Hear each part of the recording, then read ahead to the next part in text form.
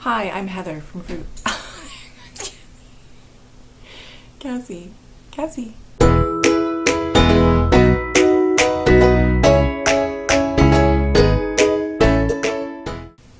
Hi, I'm Heather from Frugal Renewal. Welcome to our channel. This week it's all about the main bedroom, and it's time to finish it. We seem to do this thing where we get things to the 80% finished mark. And so I have quite the punch list, quite the finish list of things to do. I just bought a little green Basel steam cleaner for upholstery and pet messes, and since we have Cassie, and we have a bunch of dirty chairs because of her eating treats, because of us just living life, I have a bunch of chairs that I upholstered that I need to clean. And the first one is going to be this one that we use in our bedroom. I've never used one of these before, so I'm a little excited. It's the little things.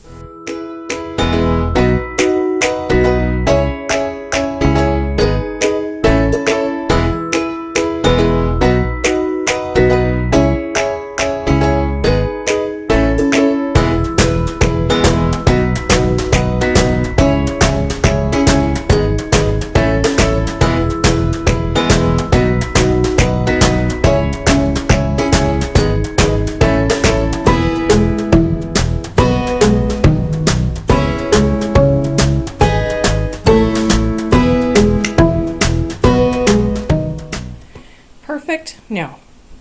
Better? Absolutely. So in this part of the room, I used to have chart paper and whiteboards hung up for teaching, and I couldn't find spackle or drywall compound, so I used wood filler. We'll see how that works. I'll sand it and hopefully paint it and fill in those screw holes. It's time to sand and touch up paint. I think the wood filler worked okay. So I'm going to try something a little weird. Maybe. I'm going to try a Q-tip. I just have to dab paint on those two little holes that I filled in. What's the worst thing that can happen? I have to go get a brush. It's worth a try.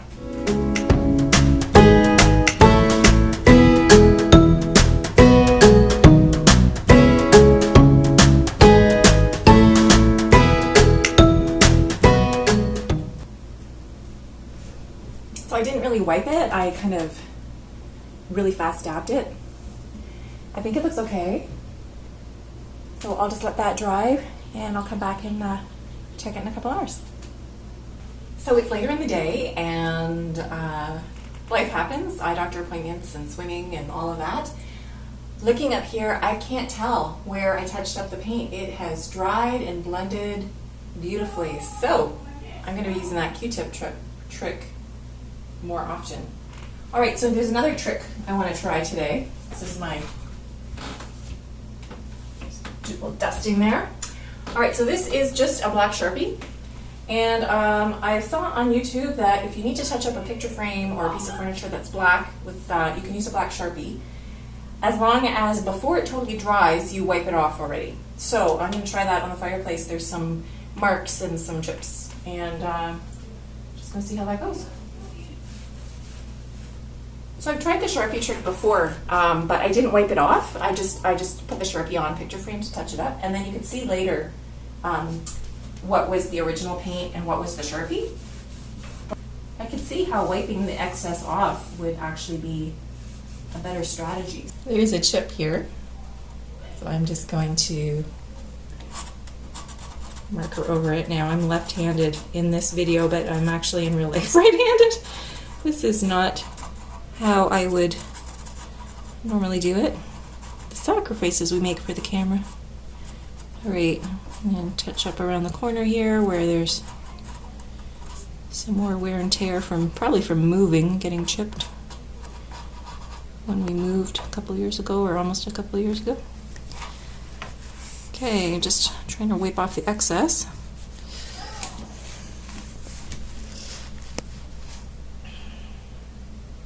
Well, it's definitely more black. So I don't think this is a professional finish. I certainly wouldn't do this to a piece of furniture that I was trying to sell. but just to touch up some nicks. I think this is a pretty cool hack. So, not perfect, but a lot of the nicks have been filled in, and I'm feeling like it's given the fireplace a little bit of a refresh. Almost like, wait for it, a frugal renewal. All right. So this crate is an old crate that I got at the Aberfoyle Antique Market. I put casters on it. I want to make this crate a storage bin. Yes, he's quite interested in what's in there. For my recording gear.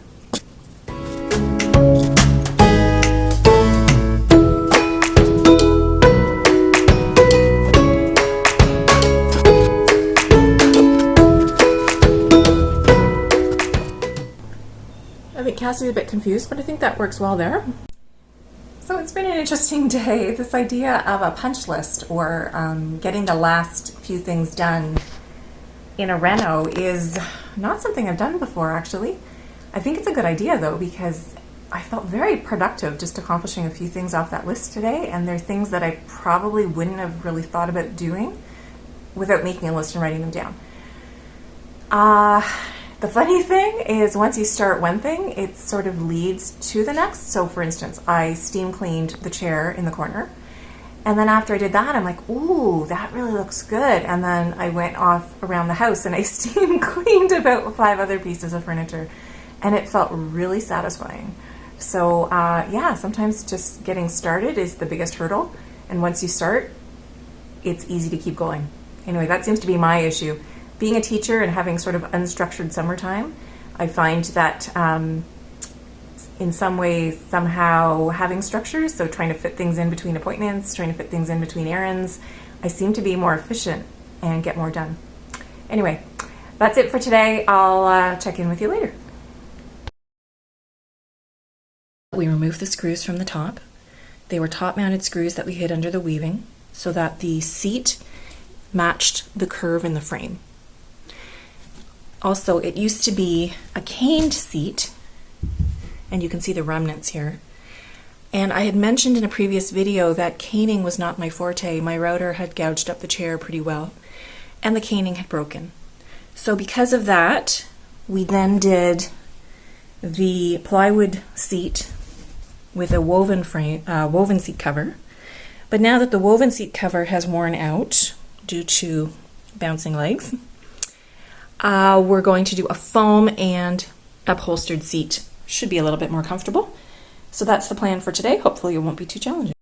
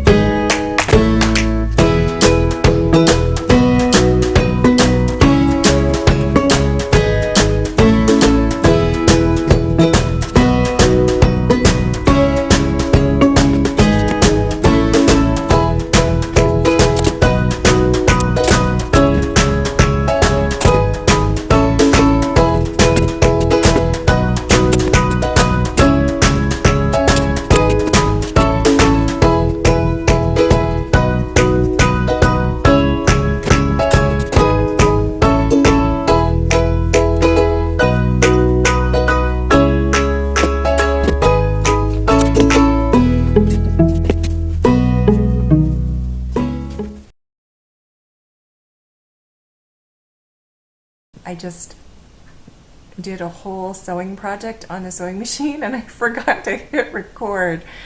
So I now have no footage of me making the pillow, but I really did make a pillow. Proof.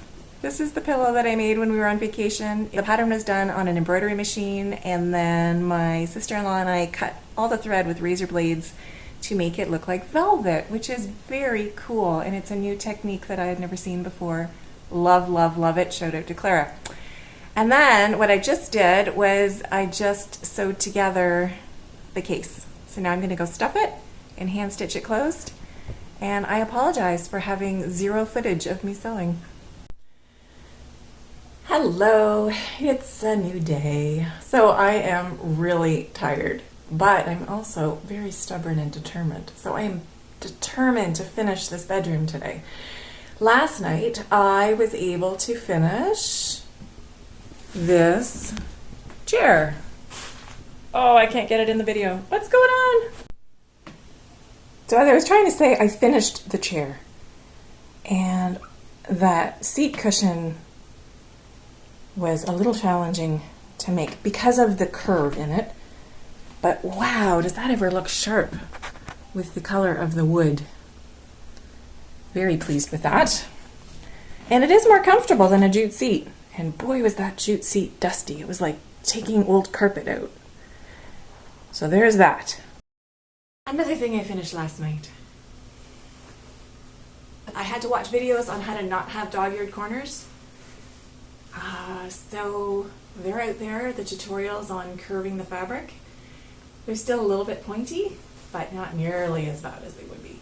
It's quite plush. Plush? Full? Dense? I don't know. Sewing's not my thing.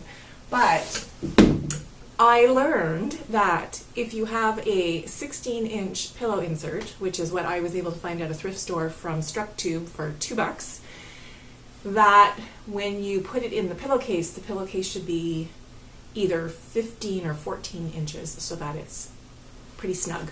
So I found a 16-inch insert and I sewed a 15-inch pillow, and it's quite compact. But I love the colors. I love that my sister-in-law helped me make it, and I love this soft velvety texture.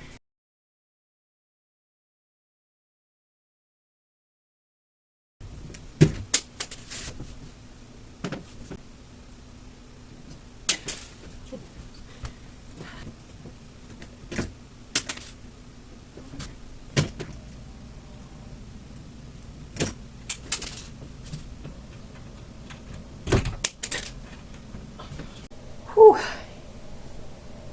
I really just like working over my head. Just really does not feel good on my neck. But that's the last project to do. I need to put those latches on, reinstall the top trim, which we cut down a bit shorter, and touch up the paint on the trim and the doors. So I had hoped to have all of this stuff done yesterday, but we're in a heat wave. And I'm not sure our AC is working as well as it should. So I'm a little hot and sweaty. I might have to bring in the reinforcements. I don't know how many times I dropped that screw, but it was way too many times. Anyway, it's real life.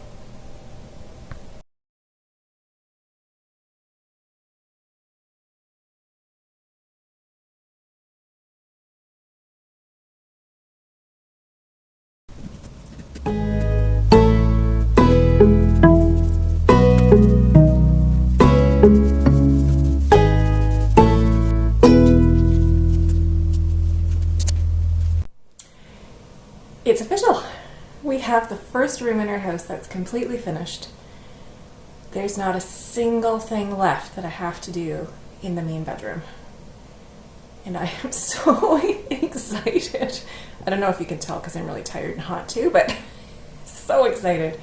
The sunroom is pretty much done there. I think there's 2 little pieces of floor that we have to install, and then that room will be considered finished completely too. So yeah, this is it. This is done. And I think it's because of the punch list. Because by making this list of things, even the tiniest little details, and checking them off, which for me is a huge motivator, I was able to get everything accomplished in the last 4 days. this is an interesting situation. We had the light switch that needed to be changed out from an old style to a newer, I think it's called I don't remember, to the new big, thick, wide ones. Anyway, the light switch had to be switched out. And so Pete put the new switch in. It doesn't work a light, it only works a fan. And the switch got installed upside down because you can't tell what's the top and what's the bottom. So by the time the power was put back on and all the kids were back online, because by turning off the breaker it turned off the internet, we were tempted to just let it go. So we did. We let it go for a day, and then finally I just said, I can't check it off my list. I know that sounds so bizarre. I can't check it off my list. It's not done. Knowing us, it's never going to get done if we don't get it done now. So after dinner, Pete went back, turned off the power, and turned the switch around. And I know it's just such a naggy little detail that probably in the grand scheme of life doesn't matter, but I just really needed a room to be finished. So this room is finished. Is it magazine perfect? No, because it's lived in. It's not just staged, it's lived. So I want to give you a little tour. You walk in the bedroom to a wide open space, which is how I think rooms feel more spacious. And on the immediate right, there is the fireplace with wedding gift artwork. We framed a print using some wedding money. And then I have my chair where I put my daily outfits, my crate for recording gear, my antique rake necklace rack, which I love, the curtains that I picked up off of Marketplace last year. Beautiful view of the backyard, except it also shows the roof of the sunroom underneath. The nightstands and the headboard that Pete and I built and finished probably close to 18 years ago or so. And then the window frames that I did that include our children's baby pictures. And on this side we have the closet doors, which reflect a ton of light because we changed out the dark brown bifolds, put in white antique doors, took out the wood insert and put in mirror inserts, and then added the knobs, which are vintage hardware. And they pull open to make it almost seem like a dressing room, which is really cool. And the mirrors reflect so much light because they're opposite the window. So it's a fantastic situation that I'd highly recommend. Then we have the chair that was just upholstered this week, the pillow that was sewn, the dresser I bought last year and made a weathered finish on the white and restained or stripped and stained the top dark. That mirror at the back is an old window that I refinished and then added antique tin tile frames around mirror inserts. So again, it's a light reflecting trick. The glass lamp is just to also give the illusion of light and airiness. And there's one of the cross stitches that I received as a gift from Beppa one time. Beppa is my mother-in-law. So that brings us back to where we came in. And this bench at the foot of the bed is for Cassie. So Cassie comes tearing in the room. The carpet, so she doesn't slide everywhere. She jumps up onto the bench and then onto the bed. And she sleeps with us, and she naps here during the day, and she loves being able to get up and on the bed easily without stressing her knees. And this is our finished, I want to say master bedroom. I know that's what people used to call it. I think now it's called the primary bedroom, the main bedroom. And this is our room. Punch lists are magical. As a result, this room is finished, and it's the first completely finished room in our house. It's so exciting. Not only was it rewarding to check off each item on the list, but it kept the momentum going. It kept me looking forward to the next task and helped us to make sure that we didn't miss anything. I hope it inspires you to use punch lists in your projects. I hope you enjoyed the video. If you did, please give it a thumbs up and subscribe down below. Hit that red button. I hope you have a great week. And until next time, take care.